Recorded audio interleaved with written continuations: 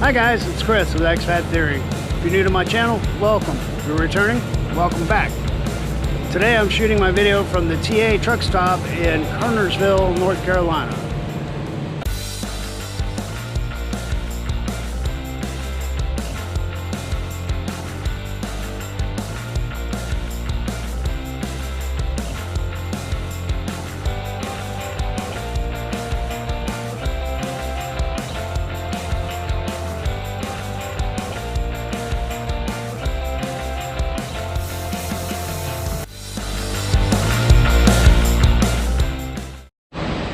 Alright guys, I thought I'd give you a bit of a update of what's going on.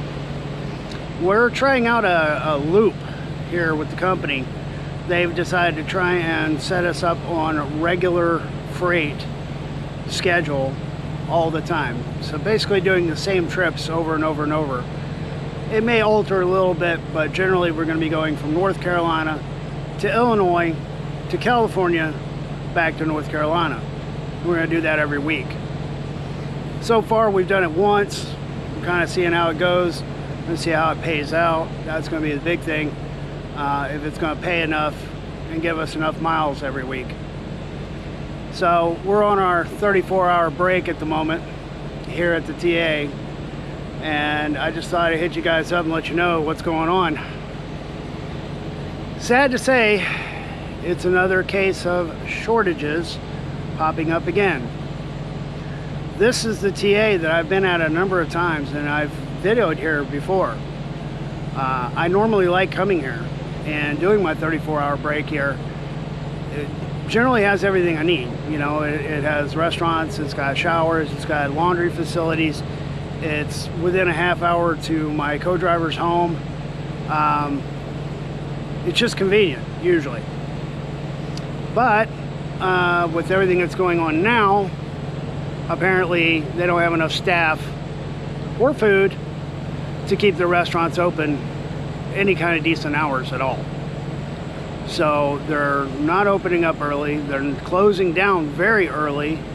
There's no food available for us truck drivers. You know, if you happen to get here at around lunchtime or pre-lunchtime, you might be okay. Standing next to the woods, I'm hearing something moving around back here, so that's why I'm kind of looking around. Don't know what kind of critter I got running around behind me. But it's very disappointing that they're not being able to service us truck drivers the way we need to be serviced. We need to have available hot food options all the time. You know, preferably 24/7, but at least till late night hours, and that's not here. This truck stop's already kind of run down a little bit. It's a little bit older, so it already has its issues and problems, the potholes in the parking lots and all of that. So the only real saving grace it has right now is its location. So come next week, if I'm still doing this loop, I'm thinking I may change locations for my 34-hour break, because I need to get food. So there's another truck stop about 6 miles up the road. I may try that one, and it's a pilot. If that one doesn't work out, because I think it's pretty small, I think it's what they call an express. It really doesn't have a whole lot of parking. So I'm going to check into it next time I go by there. If that one doesn't work, then I'm going to have to probably drive out another half hour, 45 minutes away from here to a different truck stop and go there. I've been to that one. It's Mabane. Been there a couple of times. That one it's a Petro. It's much larger, a lot more parking. Generally has food. Not only does it have like a deli thing in the convenience store that's at the diesel fuel pumps, but generally has a restaurant and food inside in the main building as well. Don't know how bad they're being affected by these shortages, which I say shortage with a bad taste in my mouth, because it's simply people that don't want to go back to work because the government's paying them to stay home. Yeah, I obviously have a problem with that. You know, this country is land of the free kind of thing, not the land of the freebie. You know, it's supposed to be, you know, land of opportunity where you can go out and make your own life, not the land of bread and butter where they hand you free stuff and the government takes care of you. You're supposed to be taking care of yourself, not being taken care of by the government. So I do have some problems with that, especially the fact that they're taking my tax dollars to pay people to stay home, to inconvenience me, and to mess up my life and my work life. So I'm paying for these people basically to stay home. You and me and everybody else that's working our butts off and have not missed a single day during this pandemic, we're footing the bill. And nobody seems to care. That bothers me, because this is not the America that I'm used to. This is not the America that I grew up with. So I'm kind of flabbergasted that especially the younger generation really has no inclination to want to stand up and do for themselves and be independent, and they'd rather sit back and be handed stuff. And sadly, it translates into selling their vote, because we all know that, you know, you're not going to bite the hand that feeds you. So as long as they keep giving them free stuff, they're going to keep voting for them. So people like myself who don't agree with this, we're being outnumbered because they're taking money from us to buy these other people off. It's sickening, really sickening. And I don't know if anybody else is watching the news or anything else, but I got a friend down there in Australia, and he keeps sending me all kinds of videos and posts and things that are going on down there. Apparently we have a rogue nation down there with the Australian government violating personal rights, and it's just insanity. Arming up their police force, authorizing the use of live ammunition against protesters who are protesting the government's shutdown and extreme nutcase lockdowns. They're invading their privacy. They're telling people they have to get apps on their phones to satisfy the in-home lockdowns and quarantines, and they have to answer the phone within 15 minutes with facial recognition technology to abide by their lockdowns, or they're going to send the police out to arrest you. What? That's insane. And the people down there ain't having it, and they're freaking out. And the government's trying to keep control, but it doesn't look like their police lines are doing very well against the protesters. Protesters seem to be able to bust the police lines and get wherever they need to be to protest. Hopefully, hopefully in the near future, the Australian government will pull their heads out of their keister and realize that they work for the people, not the other way around. So, sorry to go political, folks, but this is just a sign of the times, and all this stuff, it's not just affecting me, it's affecting everybody, you know, and it's affecting all of us truck drivers, and it's getting worse and worse every day, no matter where we go. Things are shut down, things are not working. Our support system is eroding, which makes it more difficult for us to do our jobs, you know, and it's like it's almost a plan. It's like it's what they're trying to do. It's like they're trying to hurt us.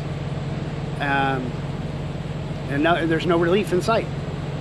There's no plan that we're hearing about to make things better. Actually, it's the opposite. We're hearing plans of making things worse. You know, going back into lockdowns, going into requiring masks and all this stuff. It's not letting up at all. It's not going in the right direction. It's going the opposite direction. You know, and they want to worry about all these other silly things instead of getting our country back on its feet and operating at full potential again. They don't care, you know. So, you know, I kind of have a hard time not being political when the politics are interfering with my work life, which affects my social. So it's all wrapped up. You know, I can't get away from it. It's hard to come in out here and talk to you guys about what's going on when that's what's going on. That's what's affecting me. That's what's slowing me down. That's what's making my life hard. So, again, I apologize about it being political and all. I'm trying to stay away from politics, but it's hard to do. It's invading every aspect of my life. So, anyway, as far as my monetary goals are, I'm doing good at the moment. Again, I'm a little bit ahead of the game, which is good. Still got the upcoming bonus period. I don't know if we're going to make it. Due to our last home time, sadly, that breakdown and taking forever to get parts, I don't know if I'm going to make the minimum miles to get a bonus, which means I have to work even harder to try to get enough miles in and enough paycheck in to make my end of year goal. That's why I'm also kind of leery about this loop, because if it doesn't give me enough miles to get what I need, I'm not going to be able to do it. And it's really great for my co-driver, because every week he's going to actually be able to go home and spend a little time with his wife, at least one day a week. And it's only a few hours, but still it makes a difference instead of seeing your wife every 2 months.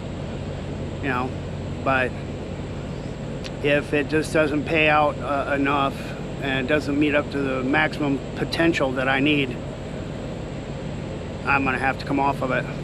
So my co-driver and I will have to kind of make up our minds if we're going to continue to do this or if we're going to part ways, and he'll have to get another co-driver to take my spot so that he can stay on it, because it's good for him. It really is.